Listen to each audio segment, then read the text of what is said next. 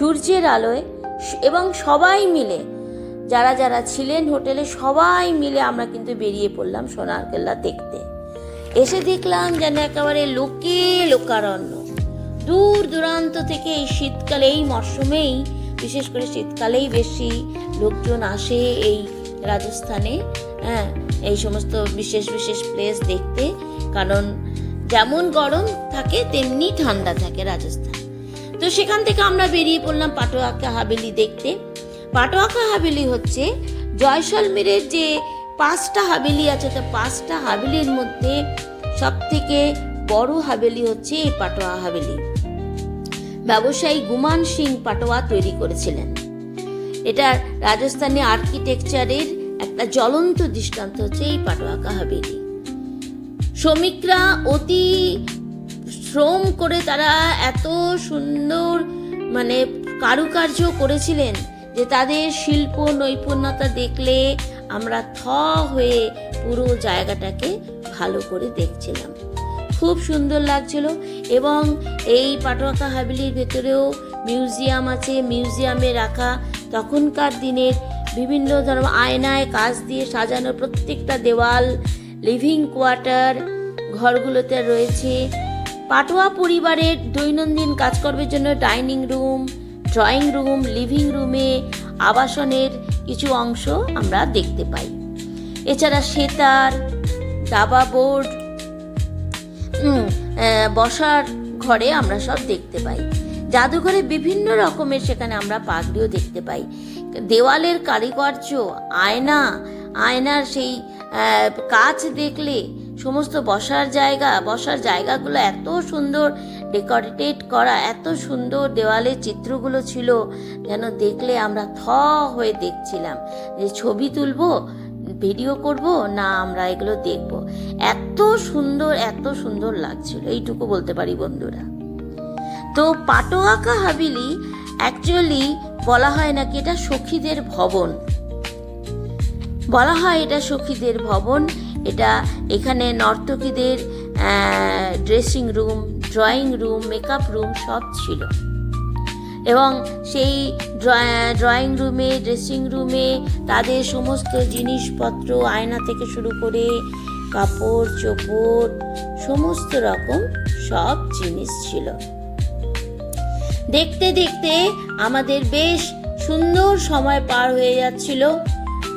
যেন চোখ ফেরাতে পারছিলাম না, বেরোতে ইচ্ছা করছিল না সেখান থেকে। তো এইভাবে আমরাও দেখছি, আপনাদেরকেও দেখাচ্ছি। দেখুন সমস্ত রকমের এখানে কাপড় চোপড় এবং ড্রেসিং টেবিল, তাদের ডাইনিং টেবিল, সমস্ত রকমের সমস্ত জিনিসগুলো ছিল। এরপরে আমরা এক ফাঁকে এখান থেকে তাড়াতাড়ি করে বেরিয়ে চলে গেলাম সিঁড়ি দিয়ে পাটোয়াকা হাভেলির ছাদের উপরে। আমরা চলে গেলাম হাভেলির ছাদের উপরে। সেই ছাদ থেকে যে গোটা শহরটাকে দেখব বলে খুব সুন্দর লাগছিল। দিনের বেলায় এত সুন্দর লাগছিল যে পুরো জয়সলমীর শহরটাকে আমরা দেখতে পাচ্ছিলাম। সেখানে আমি এক ফাঁকে রিলও বানিয়ে নিলাম, সবাই ছবি তুলতে ব্যস্ত ছিল। তো সেই দিনই আমরা বিকেলের মধ্যে পৌঁছে গেলাম থর মরুভূমিতে। তো থর মরুভূমিতে যেতে গেলে সবার আগে তাড়াতাড়ি করে সানসেট হয়ে গেলে পরে কিন্তু মরুভূমির আনন্দ নেওয়া যাবে না। তাই আমরা তাড়াতাড়ি করে সেই জায়গা স্পটে পৌঁছে গিয়ে যে যার মতন জিপ নিয়ে নিলাম। জিপে বসে আমরা সবাই আনন্দ করতে করতে কি যে আনন্দ লাগছিল, যে পৌঁছে গেলাম আমরা থর মরুভূমিতে। এই ক্ষেত্রে আমি বলে রাখি, থর মরুভূমি রাজস্থানের 60%ই হচ্ছে থর মরুভূমি। আর বাকি হরিয়ানা, পাঞ্জাব, গুজরাটেও এই মরুভূমির কিছু অংশ আমরা দেখতে পারি।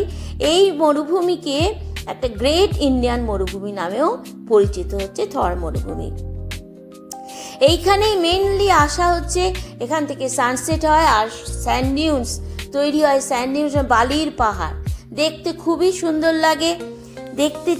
দেখছিলাম সবাই উঠে চড়ে চড়ে সেই মরুভূমিতে ঘুরছে, এক জায়গা থেকে এক জায়গায় যাচ্ছে। খুব সুন্দর লাগছিল। জিপে করে যে বিশেষ গাড়িতে করে সব যাচ্ছিল, জিপে করে উঠে চড়ে সবাই সবার মতন খুব আনন্দ করছিল। আমরাও বেশ কর্তাগিন্নি এবং আমরা সবাই এসেছিলাম, আনন্দ করছিলাম। এরপরেই আমাদের সূর্যাস্ত হয়ে যাবার পর আমরা চলে আসলাম আমাদের এই যেই টেন্টে আমরা থাকবো সেই টেন্টে। তো টেন্টে ঢোকার আগেই সেখানকার লোকাল ডান্সাররা আমাদেরকে বিশেষভাবে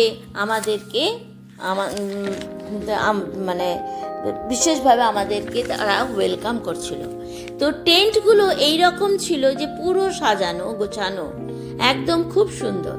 তো এইভাবে আমাদেরকে লোকাল ডান্সাররা আমাদেরকে মাথায় তিলক পরিয়ে প্রত্যেকটা মেম্বারকে, আমরা যতজন এসেছিলাম, একদম এদিকে ঢোল বাজছে, এদিকে ডান্সাররা রাজস্থানী ডান্স দেখতে তো খুবই ভালো লাগে। রাজস্থানী ডান্সাররা চলে এসছে, লোকাল ডান্স যারা করেন তারা চলে এসেছিলো, সবাইকে আমাদেরকে তিলক দিয়ে মাথায় তারা আমাদেরকে ওয়েলকাম করলো।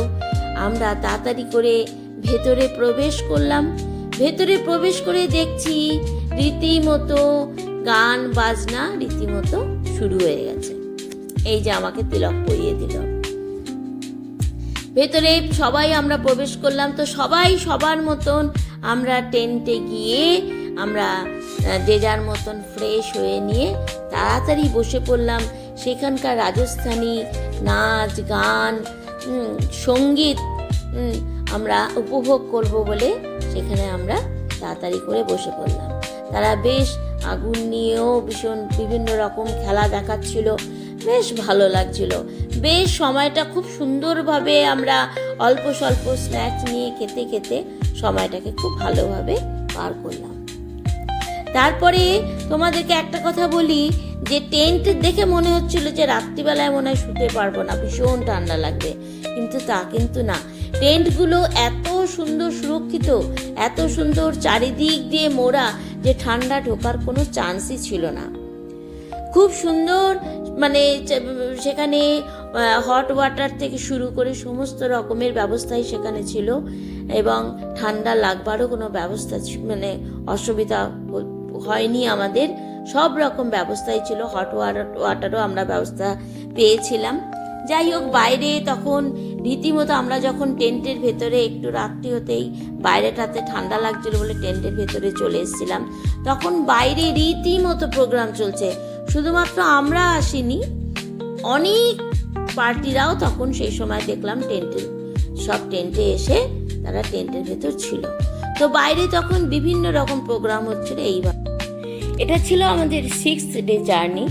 সবাই মিলে আমরা সকাল সকাল প্রাতরা সেরে রওনা দিলাম 285 কিলোমিটার দূরে নীল রঙের মরু শহর যোধপুরের উদ্দেশ্যে। জার্নিটা বেশ লম্বা ছিল। তো জার্নি থেকে একটু রিল্যাক্সেশন পেতে আমরা সবাই বাস থেকে নেমে একটু ফটো তুলে নিলাম, একটু বাইরের আবহাওয়ার সঙ্গে যুক্ত হলাম। তারপরে আমাদের কিছু ফটো তোলার জন্য সবাই মোটামুটি উদ্যোগ ছিল। তো আমরা কেউ ছিলাম যারা নিজেরা কিছুটা, আমরা কেউ সেলফি নিলাম, কেউ নিজেরা ফটো তুললাম। কয়েকজন মিলে বেশ ভালো লাগছিল, আনন্দ করছিলাম। তারপরে খাওয়া দাওয়ার পালা। খাওয়া দাওয়া করে আবার অনেকটা দূর পৌঁছাতে হবে। তো রান্না বান্নার ব্যবস্থা সব করাই ছিল, শুধু হোটেলে নামিয়ে নিয়ে খাওয়া দাওয়াগুলোকে যারা আমাদের সাথে গেছিলো তারা পরিবেশন করে দিল। আমরা হোটেলের ভেতরে কেউ বাইরে খাওয়া দাওয়া করে নিলাম। করে নিয়ে বাইরে আবার বেরিয়ে টেরিয়ে তাড়াতাড়ি যোধপুরের উদ্দেশ্যে পৌঁছাতে হবে। সন্ধেই আমরা যোধপুরে পৌঁছে গেলাম। যোধপুরে পৌঁছে তো সেদিন একটা বিশেষ দিন ছিল যে 31 ডিসেম্বর 2024, বছরের শেষ দিন। সেই দিনটাকে এনজয় করব বলে আমরা তাড়াতাড়ি করে আমরা সবাই সবার ঘরে ঢুকে ফ্রেশ হয়ে নিয়ে আমরা তৈরি হয়ে নিলাম যে সেদিনকে আমাদের একটা প্রোগ্রাম বানাবো। তো সেই উদ্দেশ্যে আমরা সবার যে যার ঘরে চলে গেলাম। এইমাত্র আপনাদেরকে ঘর দেখাতে থাকবো। দেখুন, ঘরটা যথেষ্টই সুন্দর ছিল, সমস্ত রকমের সেখানে ব্যবস্থা করাই ছিল, কোনো রকম সেরকম অসুবিধা হয়নি। আমরা চলে গেলাম একটা বড় হলে। এরপরে বড় হলে আমরা কেক কেটে সেখানে নাচ গান আবৃত্তি, তারপরে সমস্ত রকমের ডান্স প্রোগ্রাম, যে যার মতন একদম ছোট থেকে বুড়ো পর্যন্ত ভীষণভাবে আনন্দ করছিলাম। মানে কেউ বাদ যায়নি, সবাই এত আনন্দ উৎসব করছিল যেন মনে হচ্ছে একটা উৎসব হচ্ছে, এত ভালো লাগছিল। সবার মুখে খুব হাসি, কোনো রকম কোনো কষ্ট ছিল না, বেশ আনন্দ করছিলাম। আনন্দ করতে করতে তারপরে রাত্রিরে আবার 1 জানুয়ারি উপলক্ষে ভালো খাওয়া দাওয়া করতে হবে, কারণ সকালবেলাতেই বেরিয়ে যেতে হবে। সেই উদ্দেশ্যে আমরা রাত্রিরে সেদিনকে পোলাও আর চিলি চিকেন খেয়ে নিলাম। সবাইকে জিজ্ঞেস করতে পোলাও আর চিলি চিকেন কেমন হয়েছে, সবাই বলল, কেউ বলছে অসাধারণ, কেউ বলছে দারুণ, কেউ বলছে এক্সিলেন্ট। তো এইভাবে তারপরে আমরা সেই দিন রাত্রিটা কাটিয়ে আমরা সকাল সকাল আবার 1 জানুয়ারির দিন চলে এলাম মেহেরানগড় ফোর্ট। মেহেরানগড় ফোর্ট অসাধারণ ছিল, বাইরেটা দেখতে এত সুন্দর লাগছিল, এত সুন্দর লাগছিল, মানে কি বলবো। সেই এই ফোর্টটা ছিল রাজস্থানে, যে যোধপুরে অবস্থিত ভারতের বৃহত্তম দুর্গগুলির মধ্যে এটা একটা বিশেষ ফোর্ট ছিল। তো এই ফোর্টে আমরা দেখব বলে আমরা তাড়াতাড়ি করে টিকিট কেটে লিফটে উপরে চলে এলাম।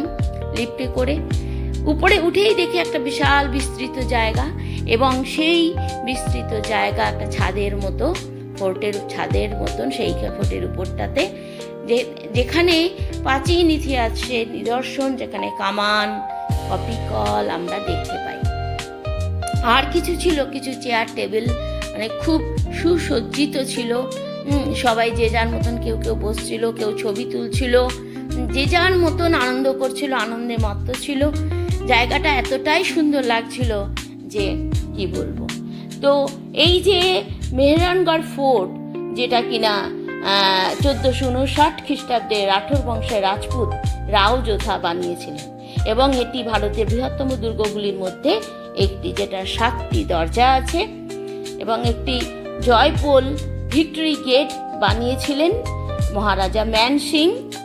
তো আমরা এই ফোর্টের উপরে উঠে এসে আমরা এই উপর থেকে নিচেটা দেখব বলে, মরু শহর, নীল রঙের মরু শহর যোধপুরকে দেখব বলে আমরা ক্যামেরা নিয়ে এগিয়ে চললাম। দেখলাম নীল রঙের যে মরু শহর, প্রত্যেকটা বাড়ি এবং প্রত্যেকটা বাড়ির সমস্ত মোটামুটি গায়ে গায়ে লাগা, একটু ফাঁকা ফাঁকা দিয়ে, কিন্তু সব সাদা আর নীলের শেড করা। তখন একটু বেশি ভোরবেলা ছিল বলে, খুব বেশি একটু সকাল সকাল ছিল বলে খুব ক্লিয়ার আসেনি ফটোটা, কিন্তু বেশ ভালো লাগছিল যে নীল রঙের মরু শহর দেখা হয়ে গেল। এই যে দুর্গটি কোথাও গোল, কোথাও চারকোনা গম্বুজ রয়েছে। এই দুর্গটির মধ্যে বেশ কয়েকটি প্রাসাদ আছে, চামুন্ডা মাতাজির মন্দির রয়েছে, মিউজিয়াম রয়েছে, এবং খুব সুন্দর নকশা করা প্রতিটি স্থাপত্য। আপনারা দেখতে থাকুন যে প্রত্যেকটা স্থাপত্যের মধ্যে একটা সিমিলারিটিস আছে। কোনো নকশা থেকে, একটা নকশা থেকে আর একটা বিল্ডিংয়ের কোনো নকশার মধ্যে কোনো তফাৎ নেই, সবই সিমিলারিটিস। এত সুন্দর প্রত্যেকটা স্থাপত্য আপনাদেরকে দেখাচ্ছি, দেখুন। প্রত্যেকটা স্থাপত্যের মধ্যে যে নকশাগুলো করা ছিল সব একই রকম ডিজাইন করা রয়েছে, এবং তখনকার দিনের শ্রমিকরা কত দক্ষ ছিল এবং কত ধৈর্য সহকারে বানিয়েছিলেন, দেখলে অবাক হতে হয়। তো মেহেরানগড় ফোর্টের একটি বড় প্রাসাদ হলো ফুলমহল বা ফ্লাওয়ার প্যালেস, যেটা মহারাজা অভয় সিং বানিয়েছিলেন।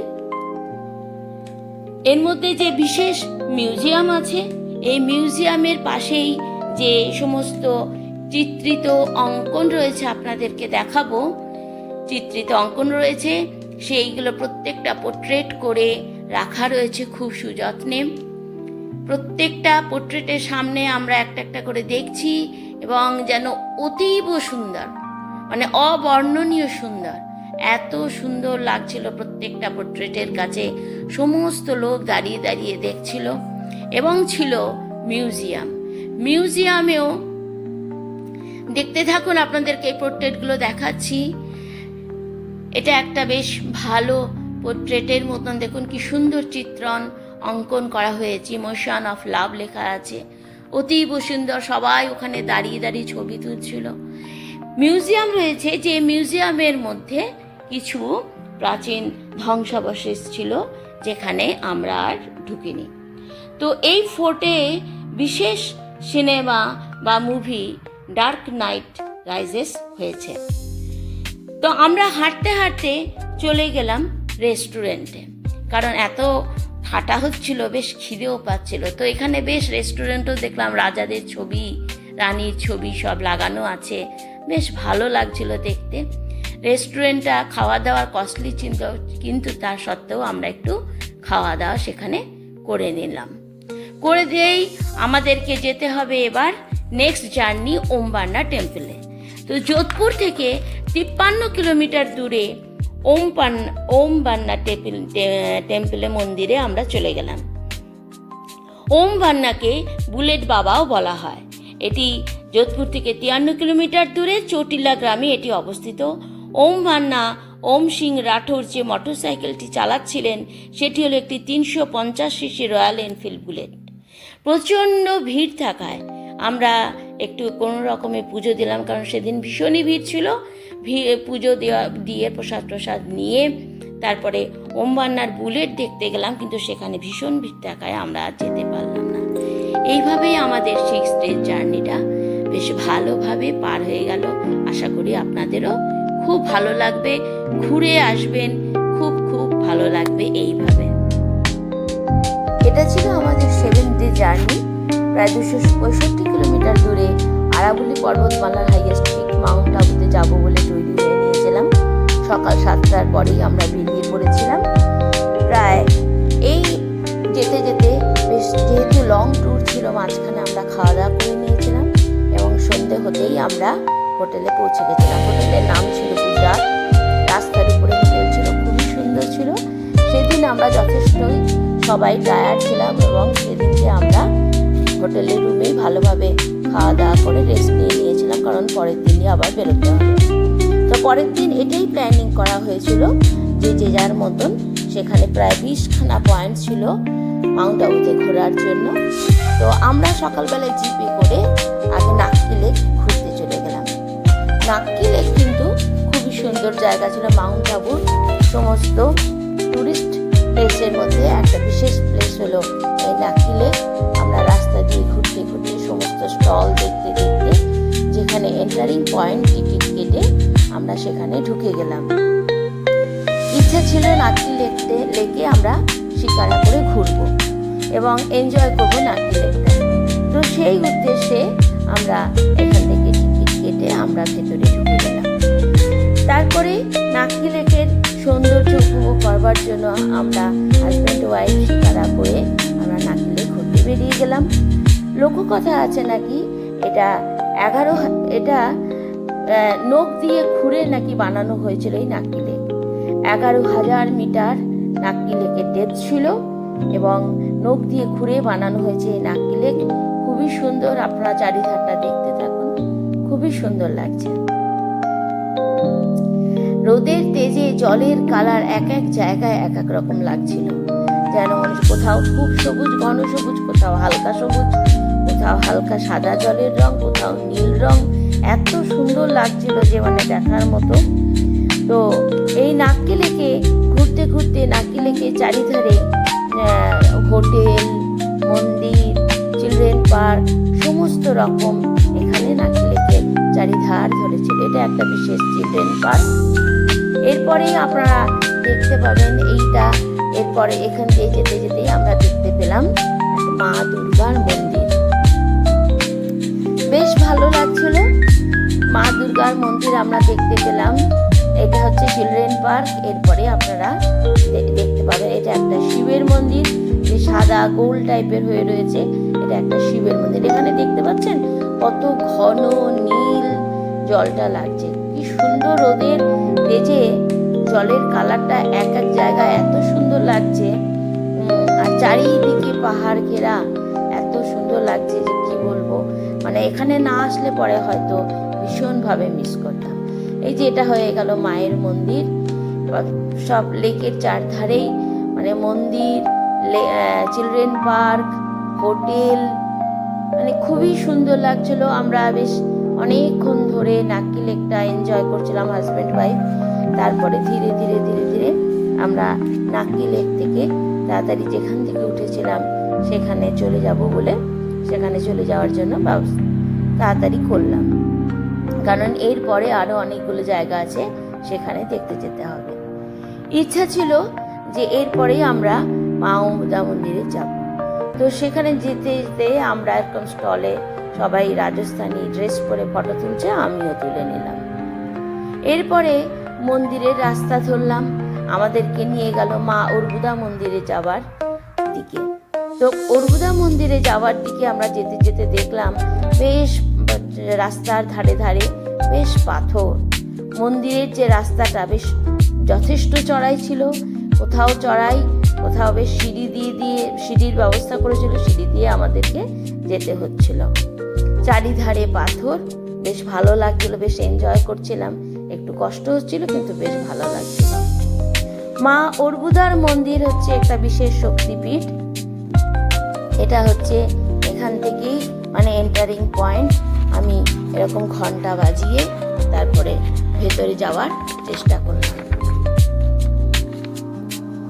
বেশ ভালো লাগছিল, কিন্তু ব্যাপার ছিল যে মন্দিরের ভেতরে কোনো ফোন অ্যালাউ ছিল না, তো যার জন্য আমরা সেখানে কোনো ফটো তুলতে পারিনি। এরপরে আমরা চলে এলাম ইউনিভার্সাল পিস হল, যেটা প্রজাপিতা ব্রহ্মকুমারী টেম্পল। এখানে ধ্যান ও শান্তির জায়গা। এখানে একটা পিস পার্কও আছে। এই যে চারিদিকে পিস হলটা দেখতে পাচ্ছেন, খুবই সুন্দর। চারিদিকটা দেখতে এত সুন্দর লাগছিল, বেশ সিঁড়ি, তার উপর দিয়ে আমরা বাইরে থেকেই দেখলাম, কারণ এছাড়াও আরও অনেক পয়েন্ট ছিল। এটা একটা ধ্যান ও শান্তির জায়গা, খুব সুন্দর লাগছে বাইরের থেকে দেখতে। এবং একটা পিস ব্রহ্মকুমারী পিস পার্কও আছে, আপনারা দেখুন। তাহলে তার সব সদস্যরা, প্রজাপিতা ব্রহ্মকুমারী সব সদস্যরা দেখুন রাস্তা দিয়ে হাঁটছে। পাশেই দেখা যাচ্ছে একটা বিদ্যালয়, মনে হচ্ছে এই বিদ্যালয়েরই এরা কাজকর্ম করেন। তো যাই হোক, সেই সদস্যদের দেখলাম। এরপর আমরা চলে গেলাম দিলওয়ারা টেম্পলে, কিন্তু সেখানেও ফোন অ্যালাউ ছিল না, খুবই সুন্দর লাগছিল। এরপরে চলে গেলাম আমরা সোমনাথ মন্দিরে, সেখানেও খুব সুন্দর, চারিদিকটা ঘোরা। তো এই ক্ষেত্রে আমরা বলে রাখি, দিলওয়ারা টেম্পল শ্বেত পাথরের তৈরি কথা, এত সুন্দর কারুকার্য শোভিত যে না দেখলে চোখ। আমি আজকে রাজস্থানের উদয়পুর শহরের পিচোলা লেক দেখতে চলে এসেছি। পিচোলি গ্রামের নাম অনুসরণ করেই এই পিচোলা লেকের নাম রাখা হয়েছে। উদয়পুর সিটি প্যালেসে আমরা দেখতে এসেছি, প্লাস আমরা পিচোলা লেকও দেখতে এসেছি। পিচোলা লেকের একটা বিশাল ব্যাপার হচ্ছে যে এই পিচোলা লেক থেকে আমরা সানসেটটা খুব ভালোভাবে দেখতে পারি। এই পিচোলা লেক উদয়পুর সিটি প্যালেসের পেছন দিকে বা সিটি প্যালেসের পূর্ব দিকে পিচোলা লেক অবস্থিত বলে বলতে পারি। পিচোলা লেকের মধ্যে জগনিবাস, জগমন্দির এই লেকের মাঝখানে আছে। আমরা একটা ব্যাটারির গাড়ি করে নিয়েছি। ব্যাটারির গাড়ি 50 টাকা করে সবাইকে নিয়ে, সবার প্রত্যেকের জন্য নিয়ে আমরা এই উদয়পুর সিটি প্যালেসের ভেতরটা ঘুরবো বলে এবং পিচোলা লেক দেখবো বলে আমরা আজকে বেরিয়ে পড়েছি। আমার খুব ভালো লেগেছে, আশা করি আপনাদেরও খুব ভালো লাগবে। সিটি প্যালেসটা খুবই সুন্দর, খুব সুন্দর। বন্ধুরা, আজকে আমরা পুষ্কর লেকে চলে এসেছি। পুষ্কর লেক রাজস্থানের আজমির জেলার পুষ্কর শহরের পুষ্কর লেক অবস্থিত। পুষ্কর লেক রয়েছে, এটা একটা হিন্দুদের পবিত্র লেক বলে গণ্য করা হয়। এই লেকের 52টা ঘাট আছে এবং 500রও বেশি মন্দির আছে, এবং এটা একটা হিন্দুদের পবিত্র তীর্থস্থান বলে গণ্য করা হয়। এই লেকে তীর্থযাত্রীরা আসেন তাদের মনস্কামনা পূরণ করবার জন্য, জলে স্নান করে তারা পুজো আচ্ছা দিয়ে যান। এই মন্দিরে আসার পথ দিয়েই আমরা এক ব্রহ্মার মন্দির দেখতে পাই। এই যে ব্রহ্মার মন্দির, ব্রহ্মা হচ্ছে পুষ্কর শহরটাকে ব্রহ্মার আবাসস্থল বলে গণ্য করা হয়। তীর্থযাত্রীরা যথারীতি এখানে ফুল নিয়ে এই মন্দিরে পুজো করতে যান। জার্নিতে আমরা ভীষণভাবে আনন্দ করেছি, অনেক দিন লেগেছে, প্রায় 14-15 দিন আমাদের এই জার্নি ছিল।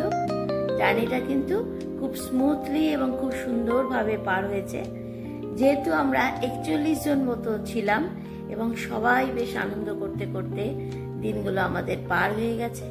তো বন্ধুদের কাছে একটাই কথা বলার, আপনারা বিশেষ বিশেষ জায়গা কিন্তু একদমই যদি রাজস্থান যান কখনোই মিস করবেন না।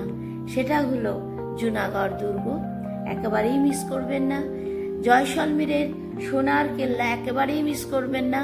সত্যজিৎ রায়ের কিন্তু স্মৃতি সেখানে রয়েছে, অবশ্যই সোনার কেল্লা কিন্তু মানে কোনোভাবেই মিস করবেন না। এছাড়া পাটওয়াকা হাভেলি, যেটা সখীদের হাভেলি বলা হয়, অবশ্যই যাবেন। আম্বের প্যালেস বা আমের ফোর্ট বা আম্বার প্যালেস, হ্যাঁ, জয়পুরের হাওয়া মহল, সিটি প্যালেস। আচ্ছা, এইখানে যাবেন, যন্তর মন্ত্রও দেখবেন। যন্তর মন্ত্র বাচ্চাদের যারা পড়াশোনা করছে তাদের তো অবশ্যই ভালো লাগবে। তো এই সমস্ত জায়গা যেতে একদমই মিস করবেন না, কোনোভাবেই এগুলো মিস করা যাবে না, কারণ মিস করলে অনেকটাই মিস হয়ে যাবে। তো আমের ফোর্ট, আম্বার প্যালেস একদম আমার তো খুবই ভালো লেগেছে, আশা করি আপনাদেরও দেখলে পরে ভালো লাগবে। ওখানে রয়েছে শীষ মহল, অপূর্ব অপূর্ব, মানে বলা যাবে না যে কি যে তার কারুকার্য, কি যে প্রত্যেকটা দেওয়ালে খচিত সমস্ত শিল্পকলা, তখনকার শিল্পীদের শিল্পকলা, প্রত্যেকটা কারুকার্য দেখলে মানে আমরা মুগ্ধ হয়ে যাই যে কিভাবে তখন রাজরাজাদের এতটা চিন্তাধারা, পরিকল্পনা, প্রত্যেকটা কাজের পেছনে কত পরিশ্রম, কতটা শ্রমিকরা শ্রম দিয়েছে বলে এত সুন্দর সেই সব দিনে সমস্ত কিছু গুছিয়ে নিয়ে এত সব কাজ করতে তারা পেরেছে। তো রাজস্থানে গেলে পরে অবশ্যই বন্ধুরা এই সমস্ত জায়গা যেতে কিন্তু কখনোই ভুলবেন না থর মরুভূমি যেতে। থর মরুভূমি কিন্তু আমাদের সেকেন্ড লার্জেস্ট কিন্তু আমাদের ডেজার্ট, অবশ্যই কিন্তু যাবেন। সেখানে কিন্তু দারুণ লাগবে, দারুণ এনজয় করবেন। দেখতে পাবেন যে কত মানুষ সেখানে এইভাবে আনন্দ করছে, কত মানুষ উঠে চড়ছে, কত মানুষ মানে সেখান থেকে সূর্যাস্ত পর্যন্ত দেখা যায়। অনেক মানুষ ছুটেছে এরকম ভ্রমণের উদ্দেশ্যে রাজস্থানে। অবশ্যই রাজস্থান কিন্তু একটা হিস্টোরিক্যাল প্লেস, সেখানে কিন্তু অবশ্যই আপনারা যাবেন। তাহলে আমাদের ভারতের যে ইতিহাস অনেকটাই আপনারা জানতে পারবেন যে তখনকার দিনের রাজাদের কতখানি অবদান ছিল, তাদের নিজেদের রাজ্য বাড়ানো ছাড়াও তারা সখীদের জন্য কত কিছু করেছিলেন। তাদের সমস্ত কারুকার্য মানে শিল্পকলা দেখলে মানে আমরা স্তম্ভিত হয়ে যাই, রীতিমতো আমাদের চোখগুলো যেন শিল্প কারুকার্যের দিকে আটকে যায়, এত সুন্দর ছিল। ভুলবেন না দিলওয়ারা টেম্পল যেতে, মহাবীর জৈনের সেখানে সমস্ত রকম সমস্ত সব জিনিস যতগুলো মানে পরপর এসেছেন মহাবীর জৈনের বংশধর, তাদেরকে দেখবেন। তাদের দিলওয়ারা টেম্পলে সমস্ত কিছু রয়েছে, খুবই ভালো লাগবে। চিত্তরগড় ফোর্টেও যেতে কিন্তু ভুলবেন না। এছাড়া আমরা গেছিলাম খাটুশ্যাম গেছিলাম, আজমের শরীফ গেছিলাম, কিন্তু খাটুশ্যামে এবং আজমের শরীফে সেখানে কিন্তু ক্যামেরা করা যাচ্ছিল না, প্রচন্ড ভিড় ছিল, প্রচন্ড গ্যাদারিং ছিল। খাটুশ্যামে তো একেবারেই বারণ ছিল। আজমের শরীফেও যেরকম ভাবে আমরা চেষ্টা করেছিলাম কিন্তু সেইভাবে ভালোভাবে ভিডিওগুলো তুলে উঠতে পারিনি, আর সেখানে তোলাটা সম্ভবও ছিল না। বাইরেটা দেখতে আজমের শরীফে দূর দূরান্ত থেকে লোক আসছে এই মানে ঐতিহাসিক স্থানগুলোকে দেখতে, এবং এই বিশেষ বিশেষ যে দর্শনীয় স্থান রয়েছে আমাদের, যে কত রকম মানে ভগবানের যে কত রকম অবতার, সেইগুলো দেখতে কিন্তু আমাদের দূর দূরান্ত থেকে মানুষ এসে প্রত্যেকে দেখে। তো অবশ্যই আপনারা যাবেন, এনজয় করবেন। এবং হ্যাঁ, এইটুকুই বলছি বন্ধুদের, অবশ্যই আপনারা একটু টাইম নিয়ে যাবেন।